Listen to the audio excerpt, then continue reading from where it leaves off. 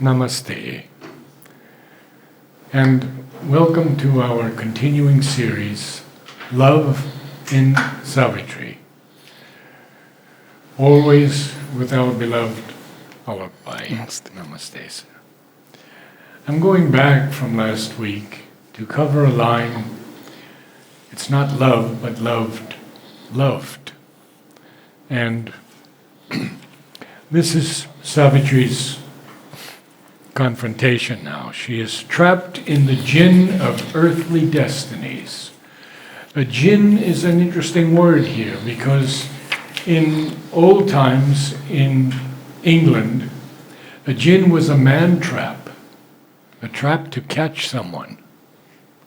And so she's trapped in this gin of earthly destinies, awaiting her ordeal's hour abode, outcast from her inborn felicity, accepting life's obscure terrestrial robe, hiding herself even from those she loved. I remember when I was meeting Huta regularly, she told me a story. She was quite open with Mother. She said, "Mother, are you really the divine?" Imagine that. And Mother said, "Come tomorrow morning." Whoa. She came that morning, and she could hardly speak to me. She was shaking so much. She said, "Mother showed me who she was from here up." Sri Aurobindo told disciples many times that if the divine came to them fully, they would be shattered. So, yes, please. So there is a very interesting, beautiful thought here. Generally, we think that the divine comes and he shows arbitrary miracles, and that is the sign of his divinity. But the sign of his divinity is that he becomes human and shows us the way. Yes. Sri Aurobindo speaks about the avatar being a double phenomenon. Because if he did not do that, if he just came, showed some miracles and vanished, so he will be too perfect to be worshipped, too perfect to be followed, because nobody can follow him. People can perhaps worship him, demand and everything, but he shows us the way. Several places we have trod the Savior's way. So here we have that beautiful description of Savitri, who is none else but Divine Mother.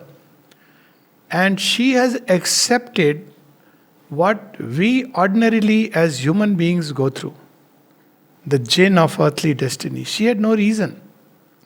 So very often we understand by renunciation of that which is temporary, that which is transient, that which is ephemeral, that which is material, for the sake of that which is permanent, that which is eternal, that which is divine. I have always felt that is hardly can be called as renunciation. That is wonderful. I think one has to be foolish not to be able to do that. But here is another kind of renunciation. Here the divine is putting behind, we may use the word renunciation, all the beautiful divine aspects of himself, his glory, and then taking on a human destiny, assuming a human form, limiting herself by the hours, the minutes, as if one is a plaything of circumstances, and then showing us the path. So this is the renunciation which often we don't speak about, because this is from the other pole one has to see. And even disciples would tell Sri Aurobindo, you don't suffer like we do. Yes. And he said that if that is the case, my life is meaningless. Yes. He said, if I were here to show some kind of a freak miracle, then my life is meaningless. Because then what can I tell you if I have not, taken upon myself all the burden of the flesh and grim earnest. Even the disciple asked him that all that is fine, but since you knew all the time that you are the divine, it's like a mock play. And Sri Aurobindo reminds, no, that is done very, very deliberately. And it's a progressive divine manifestation which takes place. We cannot imagine, one of the things which used to strike me, when I first time came here, and I think this is an experience which many people share. And then I was going back, and like many of us, we feel so distraught. It was like, till you have not seen, it is like, candle flares. Candle flares before you have seen the sun. Oh, yes. So it's okay. You have bigger candles, brighter candles. When you see the sun, everything loses its meaning and value. It's like a shock. Yes. So, once just a passing thought had occurred. Divine may know all experiences, but not this one. This only as human beings we can experience. Till I read a prayer of the Mother, 22nd February, or later on, 1915, when she leaves the shores of Pondicherry, goes back. And when I read it, I realized, my God, she has faced this also and shown us the way. She writes a harsh solitude. Yes. Everything has been taken away. And then 1950, when Sri Aurobindo physically withdraws, everybody knows about this aspect that, Sri Aurobindo transferred into her the mind of light, which was the greatest treasure which, is meant to be given to earth. The first, aspect which will be there as an action of the supramental consciousness. And but there is another aspect of the Mother, that she shut her psychic being completely inside. Yes. And told it, you have no business to come out, because if that would have been in the front as always, she would have just withdrawn. She had to do it. And for 9 years, she let it remain like that. Yeah. And just the mind and the vital and the physical, and she was working upon it. So that is the kind of the way the divine undergoes. And one of the, since it is directly connected here the context is, of course, that Savitri knows that Satyavan is going to die. Mm-hmm. And she doesn't share this sorrow with anyone. Not her husband, not the in-laws, no one knows her agony. She is not going anywhere to ask for even his relief. parents. His parents. Yes. He says nothing. And it's very clear, in her own self she found a high recourse. So she was here to tell us, look, it's within you that you have to find the solution. And something very similar, I feel that with regard to the Divine Mother, what she must have gone through just after Sri Aurobindo's immediate physical withdrawal. And she couldn't have shared this with anyone. No. Who would understand? On the contrary, she has to give joy, she has to give back that peace, faith to everyone who is present. Most of the people who were there for a long time, or who were there in Sri Aurobindo's service, they connected with, that was their life, breath.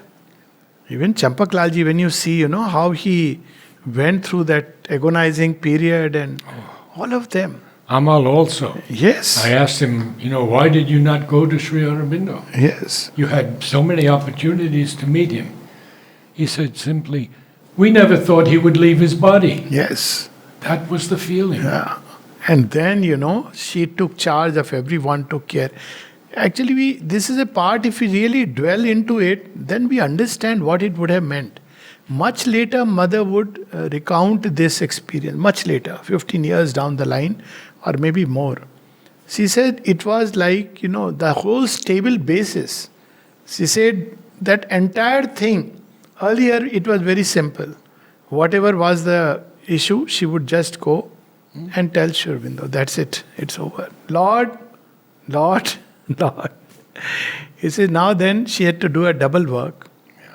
All that she had to undertake, charge of the ashram, all the disciples, and along with that the work for which she had come. And of course Sri Aurobindo knew that she alone can do it. That's a different side of the whole thing. He said that to her. He said, your body is stronger. Yes. And nobody, she could, that is the sign of, often we think the great people are those who do great things, accomplish great things. Maybe, but the real sign of greatness is not about doing big things or small things. It's doing the same thing which all of us do, but in an extraordinary state. That is the hallmark, the greatness of the great. They may do everything same, which, they go through the same human experience, but how they handle it. And often I see when I read our mythologies, how in Rama's situation, if any of us would have been here, we are quick to, criticize and pass strictures. Just imagine somebody who has been suddenly wronged and kingdom has been snatched the day of his coronation. How I would react or how we would react. And then suddenly one day his wife is literally kidnapped by an asura and he doesn't know where she is. If this happened to any of us, what would be our state? Will we really even undertake the trouble to find out, go all the way, march against a formidable enemy? Just impossible. This is the greatness of the great.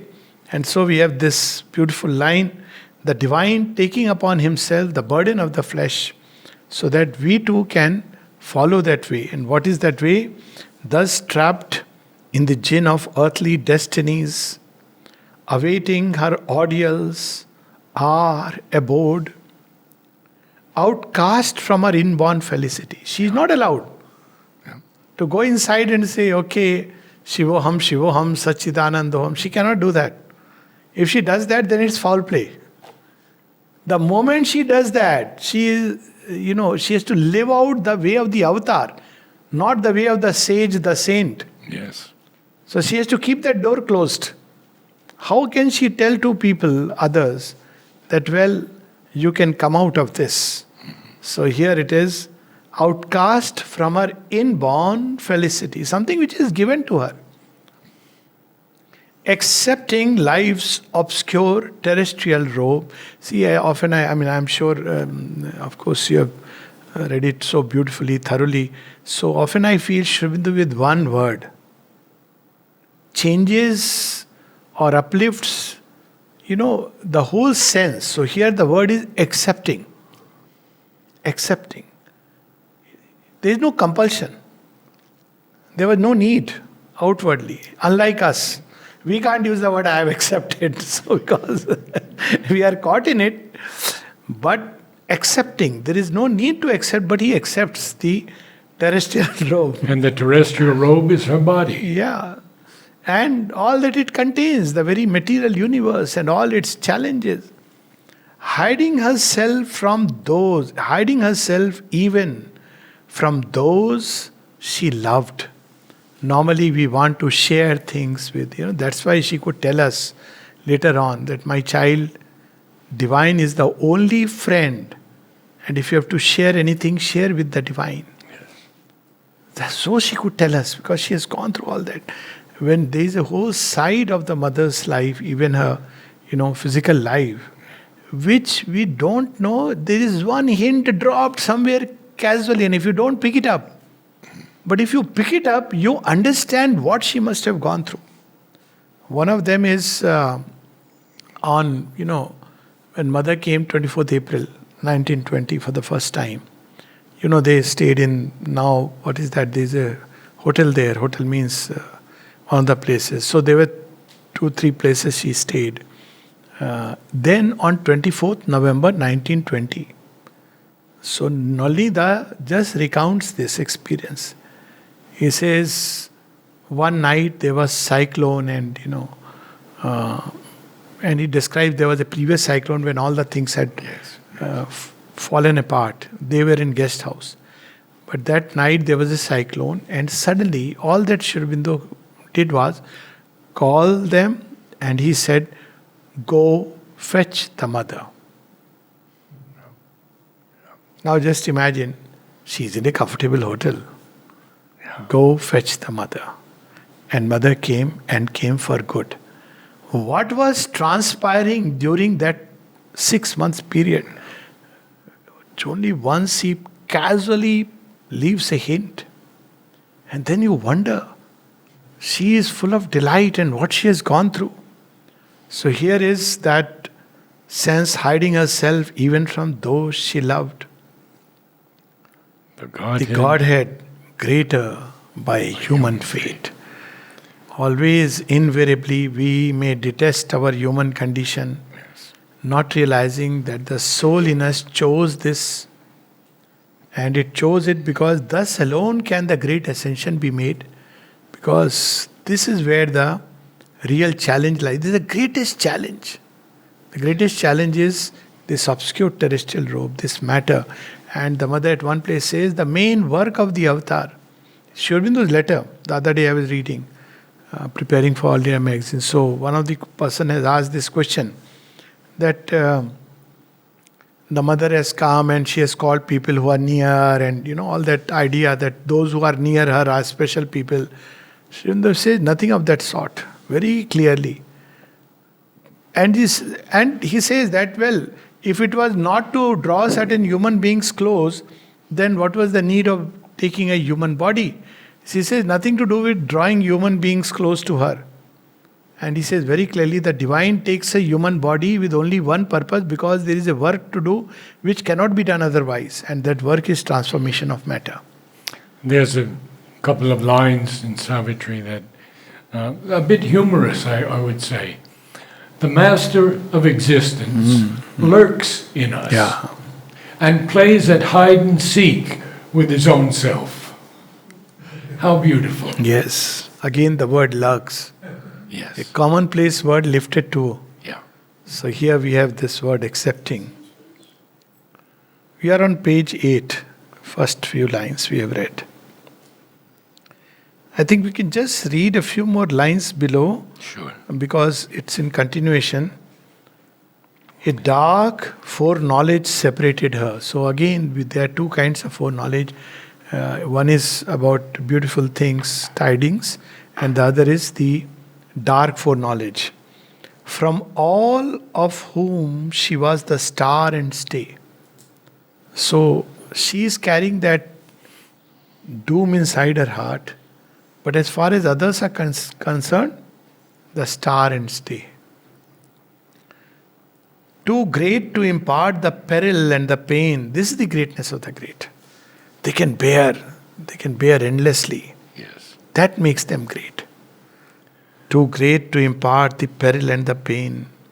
In her tone depths, she kept the grief to come. And then we have these wonderful lines. As one who watching over men left blind takes up the load of an unwitting race.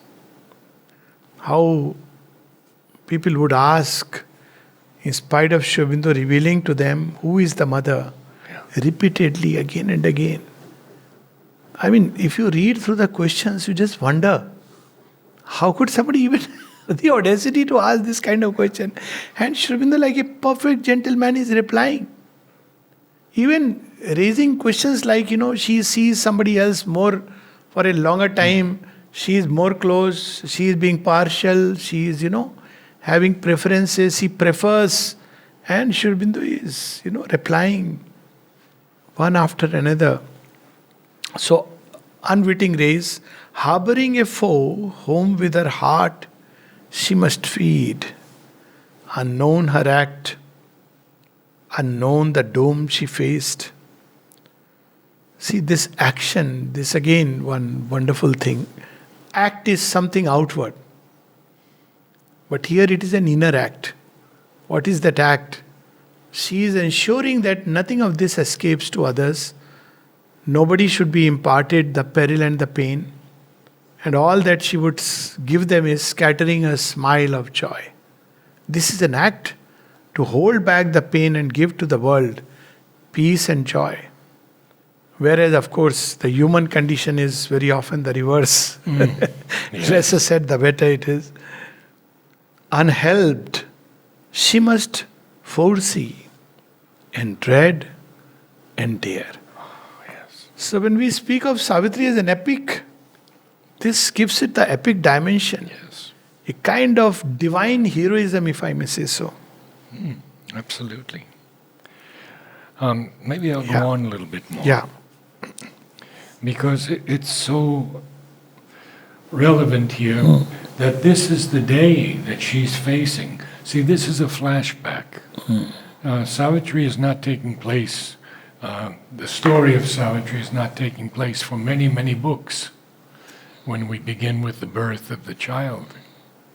So now it's a flashback, and we're seeing what she has had to do, because at the end of Canto 1, Book This 1, was the day. this was the day when Satyavan must die. So now she says, the long foreknown and fatal morn was here, bringing a noon that seemed like every noon. For nature walks upon her mighty way, unheeding when she breaks a soul, a life. Leaving her slain behind, she travels on. Man only marks, and God's all-seeing eyes. So this is nature's movements are at a scale which we cannot even imagine. Yes. And we get so many opportunities to, witness that. I just today itself, afternoon, I took out my food, lunch to put in that plate, and I put it in the plate and I got it to the table to eat, not dining room, in my room. And suddenly I saw my plate is quite red. And then I realized it was full of ants from wherever they came. Now, the easier part was transferring my food into another plate. But what to do with this plate? Because if I put it under the water, I was just thinking it's for them a tsunami. Not just a tsunami, and it's a colony. Must be 100. I don't know, they must be there for some reason. I mean, that is a different mystery. So I had to, where they have come, probably some sweet box somewhere, and from there they were just quietly made their way. But nature works like that. Ordinarily, what do? We just put it and put even insects, or something, things we find, we just put it, they are struggling in the water. I've seen sometimes, in the sink. So suddenly one insect has come by mistake, obviously. And then you put on the tap and you realize that he's gasping for breath. Now you are caught in, you have to do something about this fellow. But for nature, it is mega movement, the same thing on a grand scale. Yes. It just walks its way, it has to accomplish a task. How many millions of stars are dying each moment? And millions are born to maintain the balance of this creation. So to think that, nature will be thinking about this small little. And yet, to the heart that loves God, Yes. nature stops. That is the story of Kali and Shiva. So that is the only way you can really make her pause. Otherwise, she doesn't pause. And so there are only two. Man marks, so it is later on. Oh, this happened. But God's all-seeing eyes is a witness. There was a time when Mother wanted nature to collaborate with her. Yes. And she asked nature if she would do that. And nature told Mother, well, I have millions of years to create the supramental new beings. It's a lot of fun. But Mother told her, if you join with me, it will be even more beautiful. Greater fun, yes. And greater fun. And nature agreed to collaborate. And this is what we are seeing today in nature's collaboration. We are seeing flowers that you have never imagined before. New flowers. For example, Sri Aurobindo's Compassion. Every year there are new colors, new forms, double, single, colors you've never seen before. Just in that simple Sri Aurobindo's Compassion. And then Mother talks about that big red rose. Remember her statement about that? She said, anyone who grows this rose, it is Sri Aurobindo. Amazing.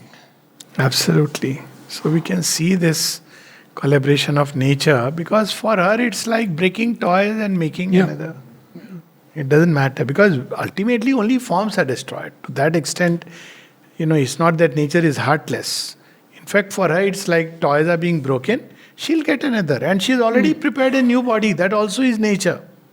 So when somebody dies, already nature, if nature bear to convert, say, I made another body for you, I'm making better one, don't worry.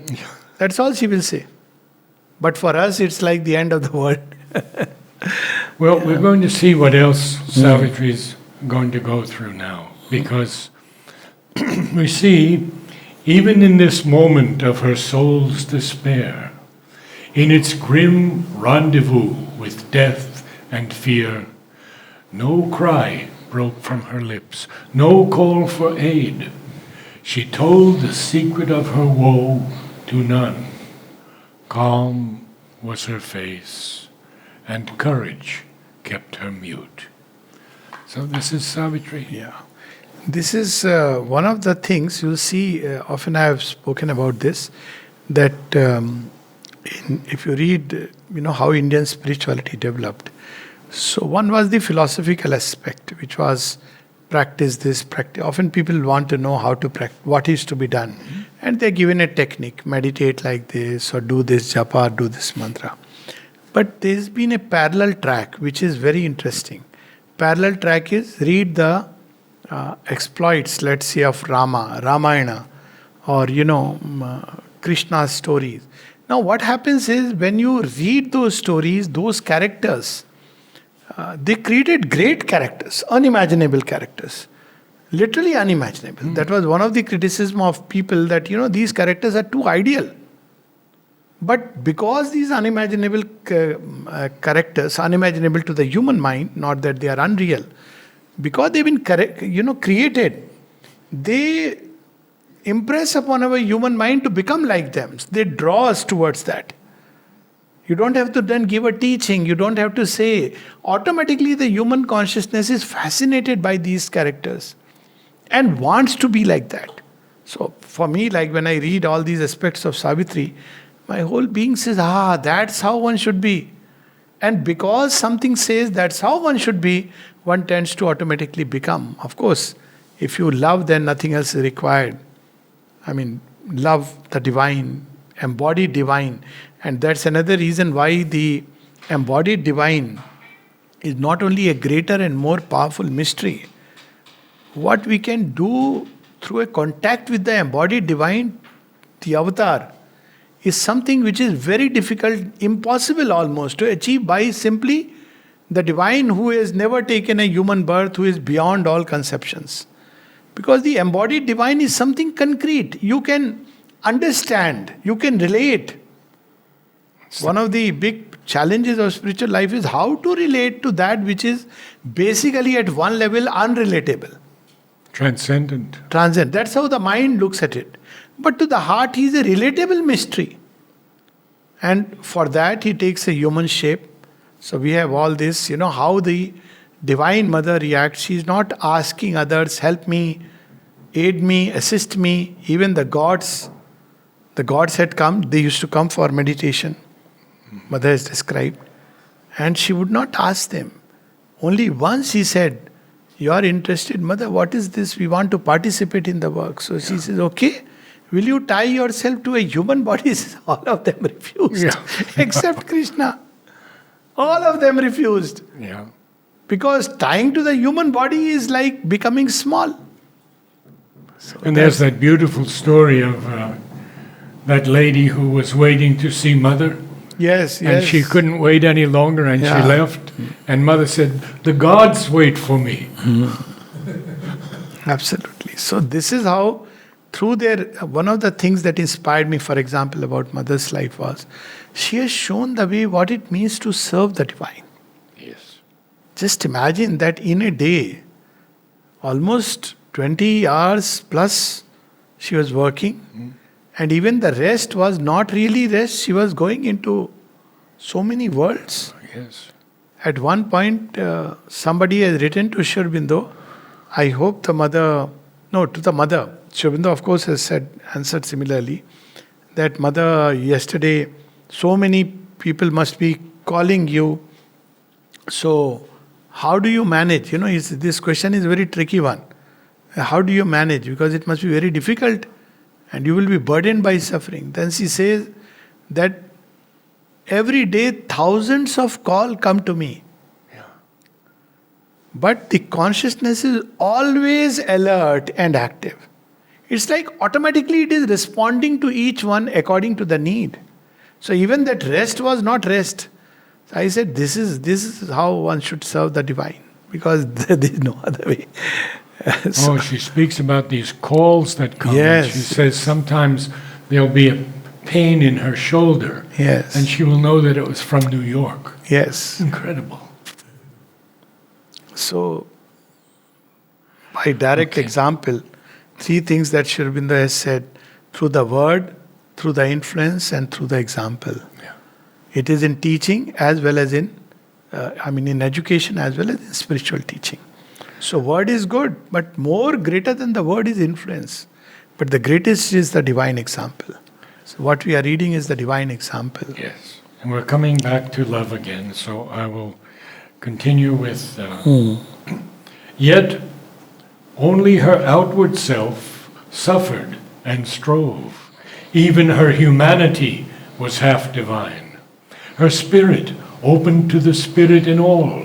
Her nature felt all nature as its own.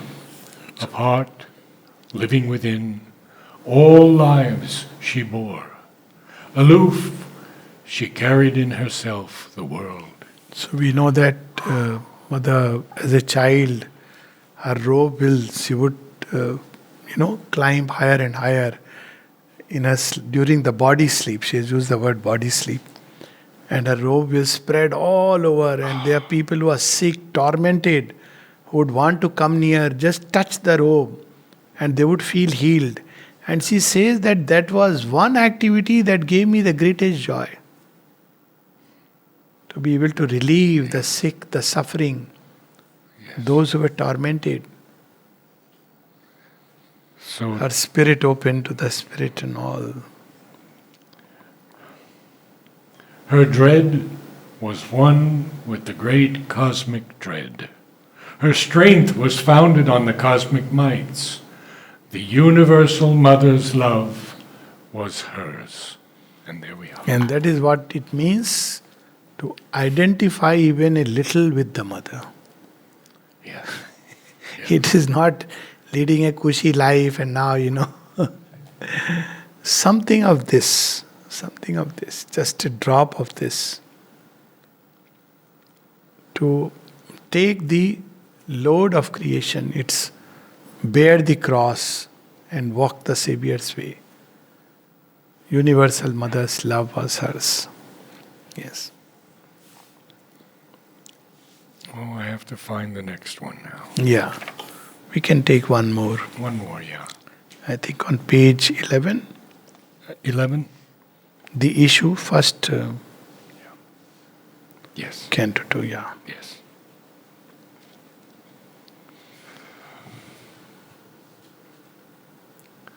A while, withdrawn in secret fields of thought, her mind moved in a many-imaged past that lived again and saw its end approach.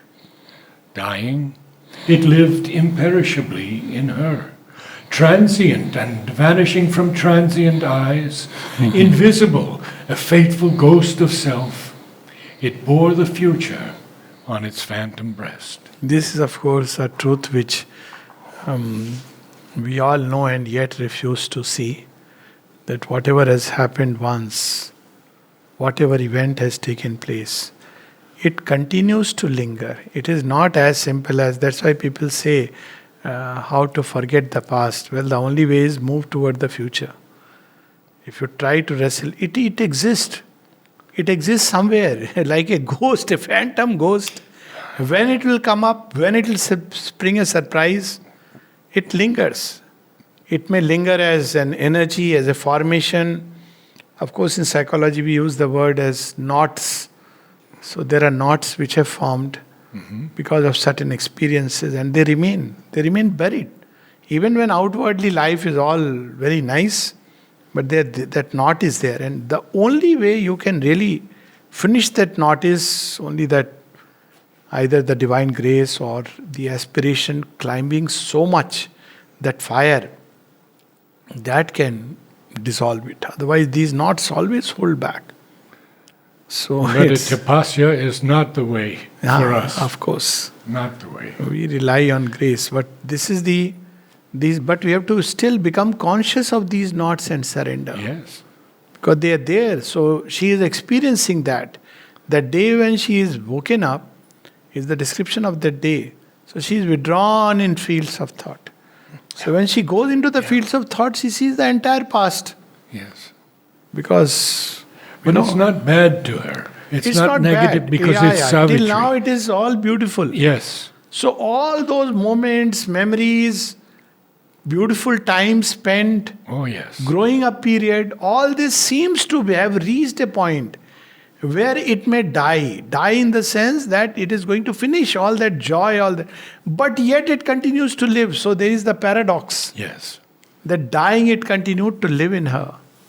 So, and this is relevant because in the next page, Sri Aurobindo says that what is the way? Only the self that builds this figure of self can raise the fixed interminable line, these numberless lives and personalities which are interwoven within us. It's not just one life, these are ghosts which are chasing us. It's actually a very long sentence. Very long journey. A long journey. And they don't leave us so easily, So we'll see now, along the fleeting events far backward trail, regressed the stream of the insistent hours. But just one moment. Yes. Again, see this interesting line. Faithful. Faithful ghost of self. Faithful. Yeah. The word faithful. Yes. The past is not vanished. Somewhere it is still influencing our future. Yes. Faithful. It's full of that. So it is still there until we go to its roots. And that's of course the whole process. But for Savitri, it is a ghost Yeah, of self. yeah. It's not very formulated. It's a ghost, almost a phantom. Along the fleeting events far backward trail, regressed the stream of the insistent hours, and on the bank of the mysterious flood, peopled with well-loved forms now seen no more, and the subtle images of things that were, her witness spirit stood, reviewing time. All that she once had hoped and dreamed and been flew past her, eagle-winged, through memory's skies. Mysterious flood. Yes. It is that whole subconscious in which these things Yes. are there. In fact, everything, even whatever eyes have one perceived, ears have heard, all that is there, dumped inside like a whole mass. And it continues to influence, act, tie us. How many births do you How many think we've births? all had to be here now? Possibly thousands. And all that Mother Past speaks is of that behind when us. she was in one of the conversations, she says that once all the past, where her vital had participated, all those beings started coming to her in Yes. hundreds. Yes. And once, 4 of them at the same time, the victorious spirit of vital of Murat, which is of course a masculine person. Yes, yes. Then there was this queen, Antoine, that correct pronunciation I may not be able to. So that was the queen, Antoinette, Cleopatra. Mary Antoinette, who was, princess, not queen exactly, Princess, yeah. who was again guillotined. So Joan of Arc and one more, 4 of them, they came together. And she told this to Sri Aurobindo. She said, yes, of course, because you are the Divine Mother, they will come to you. They have to be resolved. They are there as unfinished stories. You have to find them there. Ultimate fulfillment, which Yes. is in the Divine. Yes. There is a similar story in Shiv Purana. I think I have mentioned this about, there is a whole cave where Parvati wants to know that in Kailash, all the rooms she has seen except one room, one cave. And she was told that don't enter there.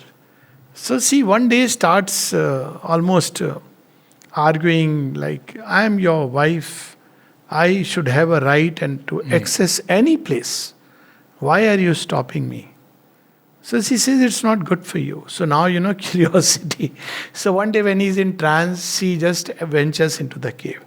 And suddenly she sees all kinds of ghosts springing up and saying, help me, don't go from here, don't go from here, help me. And they cling to her. With great difficulty, she comes out, all those agonizing moments. And then Shiva says, so you went there? You see, it is premature. Because all this is your own past. Yes. Which you have to find a way to resolve. Yes. So, they remain inside us. Yes. So how much do we have to? Yes. For us, the way she will do it for us, that's the only hope. Well, that's true. I mean, the only Yes. hope is that she can take something away in a second. She has said, that would take us many lives. Yeah, she has said that, your past life karma, she says, people don't know, but grace can completely annul it. Yes. And then she says, sometimes an aspiration, a little call is enough. She says, sometimes just faith is enough. Yes. And it can annul. And she was referring to, the disciples' suicides in the previous lives. Mm-hmm. And she says that how it was getting modified. And in this life, she finally completely removed it.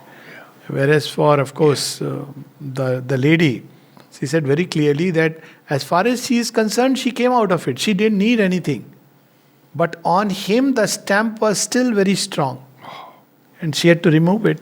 Amazing. But for her, she says she was born freed of that. So these things remain impacted. And now there is a beautiful description of Yes. what she had experienced, yes.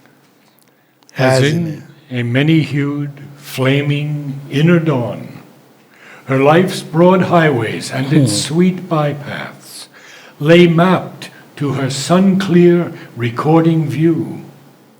From the bright country of her childhood's days, and the blue mountains of her soaring youth, and the paradise groves and peacock wings of love, to joy, clutched under the silent shadow of doom, in a last turn where heaven raced with hell. So it's very interesting. Sri Aurobindo has used the word peacock wings of love. Yes, So peacock is very interesting bird. yes. And I think maybe people know, where this bird was first found in India. It was carried from India to Babylon. It's the history of this bird. And now you find it elsewhere. And peacock is a very sacred bird. In Christian mythology, in Greek mythology, of course. But given various aspects, all the eyes apparently on the wings of peacock.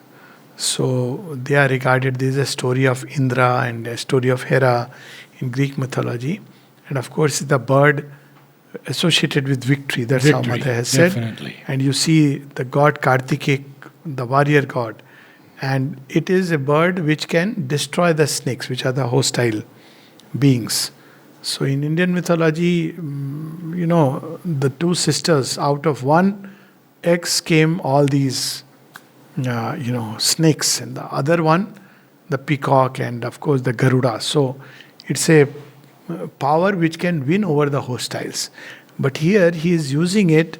I was struck with this line that peacock plumes of love. It's a bird also associated with love.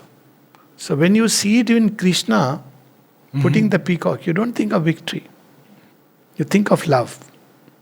And why? The shades of love, the dance of love, the majesty of love, the many colored. That's how he said, many hued. Yeah.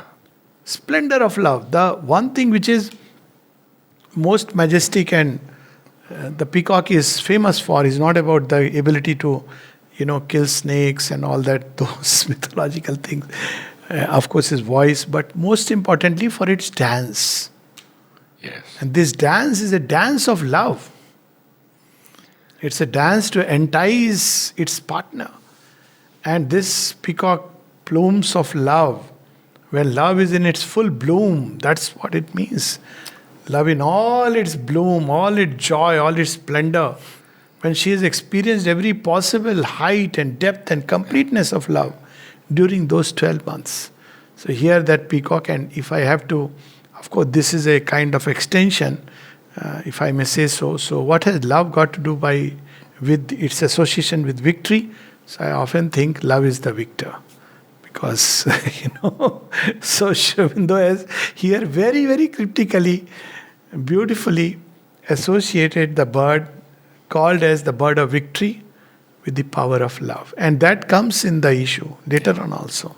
Have you seen the power that peacock she- dance? Huh? Have you seen the dance of the peacock? I mean, only on the YouTube. YouTube. It's plenty. Have you seen? I've seen it, actually? yes. Yeah, it's extraordinary. It's extraordinary. Yeah, that's true. Well, we'll go on a little bit more. Yeah. Um, So look at this line. To joy clutched under the silent shadow of dome. Again, the word clutched. Something which is slipping away. yes. She's clutching at it. I wish, she's trying to hold something which doom is almost, already it has torn so many pages cruelly. And this is like the last page she's clutching at. And it's Satyavan's dying. Yes. In a what it last turn where heaven raced with hell. So earlier Simply it is that. all joy and heaven and bliss. Yes. The joy of union. But slowly, death comes as a reminder, and one day death takes over. Oh, there are only few days left. Yeah. 12 passionate months led in a day of fate. And now we're going to see what happens, because he's speaking about us now. Yes. An absolute supernatural darkness falls on man, sometimes when he draws near to God. An hour arrives when fail all nature's means, forced out from the protecting ignorance, and flung back on his naked primal need. He at length must cast from him his surface soul and be the ungarbed entity within. So there are some very interesting phrases. Of course, draws near to God. Yes. Supernatural darkness. Yes. So we all encounter, challenges and darkness and difficulties in life. A supernatural darkness is something when you literally feel as if you are completely helpless. It's a supernatural. You can't imagine how this has come about. It's a supernatural. You can't explain it by any logical, natural processes. So it's a supernatural darkness. And then there is another very interesting phrase where he uses the word protecting ignorance. So many times ignorance, how does ignorance protect us? Ignorance protects us by, I have often felt the example of protecting ignorance when people come to a doctor and they say, honestly they believe doctor is God, he will give some medicine and everything will be all right. And it's good to stay with that faith sometimes. They're protecting ignorance. Doctors know, any honest doctor, what our limitations are. And but if you were to see all that is behind it and all that may come, it can be horrifying. So, doctors, very often when you say about an illness, sometimes you see that what all are the possibilities, the worst. And patient doesn't know. He just simply says, I have got, little. I have seen some fantastic stories protecting ignorance. Somebody has called the doctor and the doctor comes, sits, it happened here only. And the patient is telling to the doctor, I just got up, I got a little bit of, indigestion, little bit of heartburn. Maybe I took something and had a little gas. So the doctor says, okay, he's taking the history, then says, I'll go to the washroom and come. Goes to the washroom and collapses on the way and dies. Why? Because it was a heart attack which was going up. Now you see that. Ignorance saved him from all that fear and everything. But the peril was right there waiting. Yeah. So, but there is a time when you can't even do that. Protecting ignorance, she knows this is going to happen. It is inevitable. And then there is another very interesting term he uses. One is naked primal need and his surface soul. So surface soul, of course, Sri Aurobindo explains several places in the synthesis, is the desired soul. So it's what wishes, wishful thinking. So we all believe that we are wishing and that's how life would happen, but it doesn't happen. So even that surface soul is torn away. All that you clutched and tried to seek help from is taken away. So now there is the naked, ungarbed entity, which is the soul. So there is no other way except to, if we can and seize upon that moment, cry to the divine as an arth. That prayer. Share a humorous story from Dr. Nipendra, whom I got to know very well. Visited him quite often. He was an ashram doctor, just Ashram to know doctor. many people, yeah. The children loved him. The children would go to him and say, Dr. Nipendra, I have a headache, a very bad headache. And he would say, you want the blue or the green pill? And they say, okay, blue. And another one would come, he would choose the green pill. They were all sugar pills, didn't matter at all. But the children would be relieved of the headache and relieved of the stomach ache. So, but a time comes when all this is taken away from us. Yes. Actually, that is the moment when all can be rebuilt, all can be saved and new created. Or, of course, all can be lost. That point when all can be lost, it's the moment then all can be rebuilt. That's what death is about, actually. So, only thing is whether we do it while living or we do it through that dark process. So, this is the moment that has come for Savitri, where she could lose everything. All the sense of life, of love, of hope. Yes. Or she can rebuild. Now comes the secret. That hour had fallen now on Savitri. A point she had reached where life must be in vain, or in her unborn element awake, her will must cancel her body's destiny. That's the secret. See. And what will that is also. So there is a difference between wish and will. So it's not wishful thinking, not a desire, I wish. It's that one pointed something inside, which is the central point within us, which holds everything. Yes. At one place, the mother says, what is death? Why disintegration happens? Central will that holds the elements together withdraws. Moment it withdraws, everywhere the message goes, gone now. No. Get into dying mode. So there is something within us which gives the consent. That's what she has used the word consent. Yes. So, but here it's not about her departure, it's about somebody else's departure. It's the destiny. Can will change destiny? Well, it can, provided it comes from the deepest source, not the mental will, not the surface vital will. They can give a fight. Even the physical will in man can give a tough fight. Very tough. But it is this which can change it. It can put the balance definitively on the other side. So that's what we see here. A few lines, then we can Would you stop. like to read a little bit? Yes. Please. For only the unborn spirit's timeless power can lift the yoke imposed by birth in time. Actually, these two lines are just wonderful. So we have one term which qualifies the spirit, the unborn. Unborn, yes. So there are three aspects, you see. All birth is a self-limitation of the spirit. That's what birth in the original sense is. So it limits itself. So how does it limit itself? By conditioning, tying itself to a human body, it conditions. It accepts the condition. It's like a king who is imprisoned and accepts, he has no choice of course, but accepts the conditions. So the moment you accept the conditions, then everything else is understood. But there is that element, the unborn spirit. It has chosen to assume the material body and thereby accept the conditions that taking a physical body, it has to then pass through the passage of death. And yet within it, there is that capacity to completely alter this balance and change it. But one has to contact that aspect. So there are two sides of our being.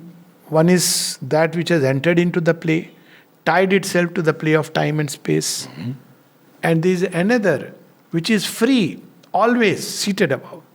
When they use the word, these two words to describe the one Jivatma. One is the psychic being which has entered the play, bound itself, seems to be driven by nature. And the other is the central being which is always above time and space. It knows the divine. And if that, we can contact that, then it can change destiny. So otherwise, we are bound like a fly on the wheel. I think we can stop here, yes.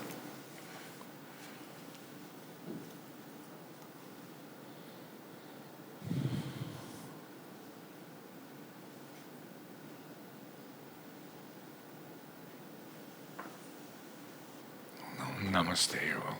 Namaste. Namaste.